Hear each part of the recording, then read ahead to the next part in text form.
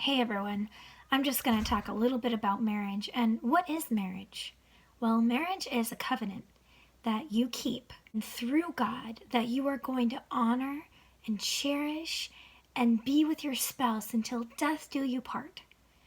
That is for better or for worse, in sickness and in health, and for richer or for poorer. It's just like the same covenant that as soon as you accept Christ in your heart and you follow him, you enter into that covenant of God, and he will never leave you or forsake you. He knows your every thought, and he knows you inside and out. We're fulfilling that covenant with our spouse, and that is the image of God.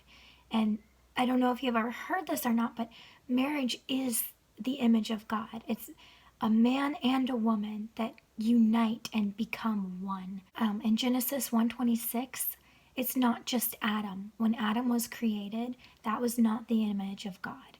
It's when Eve was created out of his rib that the image of God was there, because they were one. They were one flesh. You know, a lot of people say, well, the Trinity is the Father, the Son, and the Holy Spirit, and marriage is just a husband and a wife. Well, that's not true, because marriage is a husband and a wife and God. If you have God right in the center of your marriage, that is a blessed marriage. And let me tell you this, Satan did not feel threatened when it was just Adam.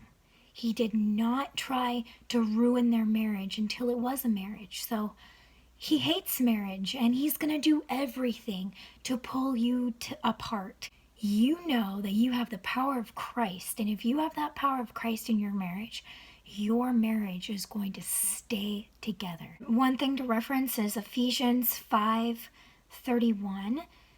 A man represents Christ and the woman represents the church. And we are supposed to love each other like that. Our husbands are supposed to love us like Christ loved the church. And the woman is supposed to love like the church does. When Jesus lived the life that we could never live, and then he died the death that we should have died because we are the sinners. But Jesus lived a sinless life, and then he died the death that we should have died, and he fulfilled that covenant. And when we believe in him with all of our heart, we're in that covenant, and God will never leave us or forsake us. So when we never leave or forsake our spouse, we're mirroring that covenant that we have with God. God has that covenant with us, and we have that covenant with our spouse. I hope you have a really blessed day, and if you are deciding to give Christ a chance, I definitely recommend you do so, and give him a chance and let him come into your heart and replace that hole in your heart that you have. So be blessed, and I'll see you next time.